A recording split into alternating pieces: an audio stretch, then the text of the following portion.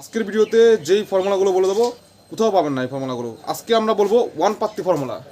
এর আগে one পাত্তি formula নিয়ে কিছু ভিডিও দিয়েছি, কিন্তু আজকে একদম অ্যাডভান্সভাবে এবং নিখুঁতভাবে ভিডিওটা দিয়ে দেবো। পুরোটা শেষ পর্যন্ত দেখবেন, যারা পুরো ভিডিও দেখবেন তারাই কিন্তু জানতে পারবেন পুরোটা। ওয়ান পাত্তি ফর্মুলা পায়রার ক্ষেত্রে ভেরি মাস্ট, একদম 100% শিওর শট। পায়রা যদি আপনি কিনতে চান তাহলে ওয়ান পাত্তি ফর্মুলা আপনার জানতেই হবে। যে কোনো পায়রা ধরার পরে ওয়ান পাত্তি মানে ওয়ান লেন্থ, আমি সেটা বুঝিয়ে দিচ্ছি। যেরকম ধরুন, এই যে আমি এর আগে একটা ভিডিওতে বলেছিলাম, যারা আমার ভিডিও ফলো করেন তারা জানেন ভালো করে। এই সাইড থেকে দেখবেন, দেখুন একটা পালক কিন্তু এই দেখেছেন, এরকম একটা পালক মনে হচ্ছে একদম ধারালো ব্লেডের মতো। দেখেন ব্লেড, এটা ভালো করে বুঝুন। এই দেখুন, এই যে ব্লেড দেখুন, এখানে কিন্তু এর 10টা পালক আছে, কিন্তু বোঝা যাচ্ছে 10টা পালক আছে, বোঝা যাচ্ছে না। কিন্তু এটাই হচ্ছে টেকনিক। এই দেখুন, এখানে কিন্তু বোঝা যাবে না যে এখানে 10টা পালক আছে, মনে হবে একটা পালক আছে এখানে। এটা হচ্ছে ওয়ান পাত্তি ফর্মুলা, এগুলোকে বলা হয়। পুরো বডির মধ্যে, লেজের মধ্যে, ডানার মধ্যে, বিভিন্ন জায়গায় এরকম ওয়ান পাত্তি ফর্মুলা আছে। আপনারা আজকে জেনে নিন, বিশাল কাজে লাগবে। বিশাল ভালো জোড়া দেওয়ার ক্ষেত্রে, ভালো পায়রা সিলেক্টের ক্ষেত্রে, ভালো দম বলুন এভরিথিংয়ের ক্ষেত্রে এই ফর্মুলাগুলো লাগে। তো যেগুলো দেখাবো এই ফর্মুলাগুলো যেই পায়রার মধ্যে দেখবেন সবার আগে সেই পায়রাটাকে বাড়িতে নিয়ে আসবেন। আর যদি আপনার মনে হয় যে এরকম একটা পায়রা নিয়ে আসলাম, এবার উড়িয়ে দেখি কেমন হয়, দেখবেন দুর্দান্ত সাংঘাতিক হবে পায়রা। প্রথমে যেটা বললাম এটা মনে রাখবেন, একদম মনে হবে ব্লেড, একটাই পালক আছে, এটা ফলো করবেন। এটা মারাত্মক টিপস। সেকেন্ড জিনিস বলে দিচ্ছি আমি। সেকেন্ড পয়েন্টটা হচ্ছে সাইডের ওয়ান পাত্তি। এই যে সাইড থেকে, এই সাইড থেকে এরকম এইখানটায় মনে হবে একটা পালক। আচ্ছা, এইখানটা কিন্তু নিচে একটুখানি চওড়া আছে হালকা, তো নিচে চওড়া হালকা থাকলে কোনো সমস্যা নেই, কিন্তু এখানে যেন মনে হয় একটাই পালক আছে, ওয়ান পাত্তি। এইখানে যেন মনে হয় একটাই পালক আছে। এই যে দেখুন ভালো করে, এইখানটা যদি এরকম চওড়া হতো তাহলে কিন্তু, এই যে এরকম হলে কিন্তু সেটা ওয়ান পাত্তি বলা যেত না। মেন কথা আমি বলতে যাচ্ছি, যেই পায়রার পালক এইরকম চওড়া হবে সাইডে, তার থেকে বেশি ভালো দেখা গেছে যেটা হচ্ছে এরকম ওয়ান পাত্তি হবে, মানে সব কটা পালক একটা পালকের পিছনে লুকিয়ে যাবে, এরকম ওয়ান পাত্তি লেন্থ। এটা মনে রাখবেন। সেরা পায়রা বাছাই করতে চান তো এই ভিডিওগুলো দেখুন।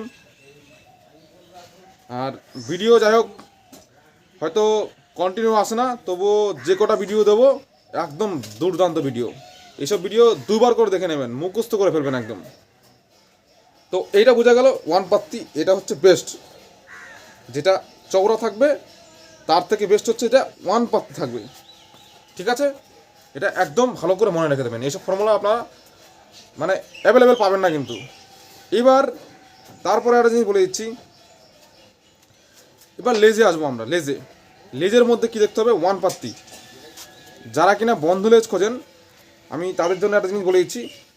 এইরকম যখন লেজ দেখবেন না, মনে হবে যে একটা পালকের উপরে আছে, একটা পালকের উপরে পুরো লেজটা আছে, ওটাকে বলা হয় ওয়ান পাত্তি লেজ। একটা লেজের উপরে যদি থাকে সেটাকে ওয়ান পাত্তি লেজ বলা হয়। বন্ধ লেজ আলাদা জিনিস, ওয়ান পাত্তি আলাদা জিনিস। বন্ধ মানে কি, যেগুলো চওড়া পালক সেগুলো বন্ধ লেজ হতে পারে, কিন্তু ওয়ান পাত্তি হচ্ছে একখানা পালকের উপরে। এখানে ভালো করে দেখিয়ে দিচ্ছি, এখানে কিন্তু এই যে সাইডের পালকগুলো এগুলো কিন্তু দেখা যাচ্ছে, মানে ওয়ান পাত্তি না। ওয়ান পাত্তি হবে কি, আরেকটু সরু হবে এবং একটাই পালক উপরে থাকবে, ওয়ান পাত্তি। ওই সমস্ত পায়রা দুর্দান্ত হয়। এবং সেকেন্ড একটা মারাত্মক পয়েন্ট বলে দিচ্ছি আমি, ওয়ান পাত্তি লেজের মধ্যেই।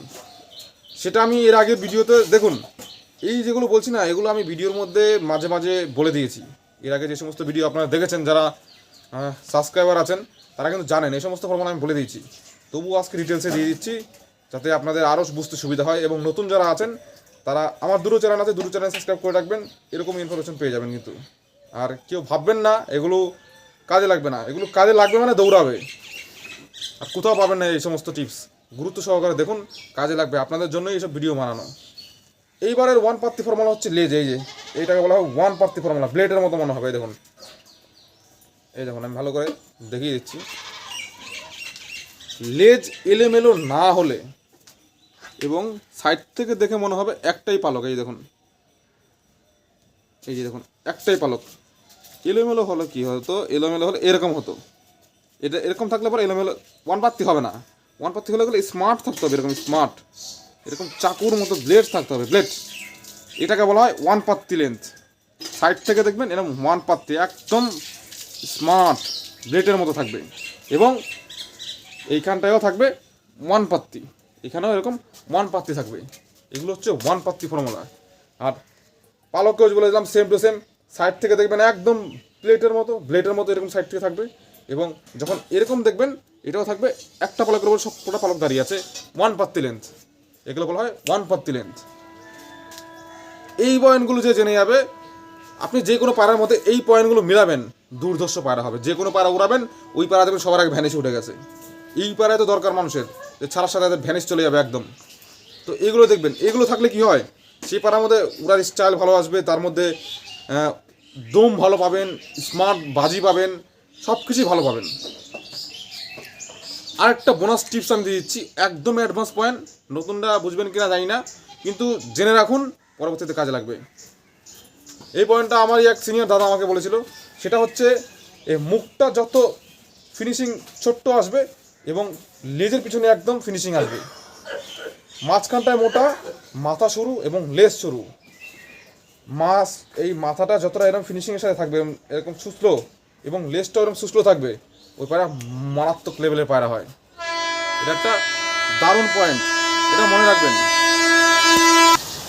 আর তার সাথে সাথে দেখবেন, যদি কোনো পায়রা নৌকার মতো হয়, শেপটা নৌকার মতো হয়, এইরকম নৌকার মতো, দেখুন এরকম এসে এরকম উপরের দিকে যদি উঠে যায়, নৌকার মতো হয়, তাহলে সেটা বিশাল পায়রা হবে। এগুলো মারাত্মক লেভেলের ফর্মুলা।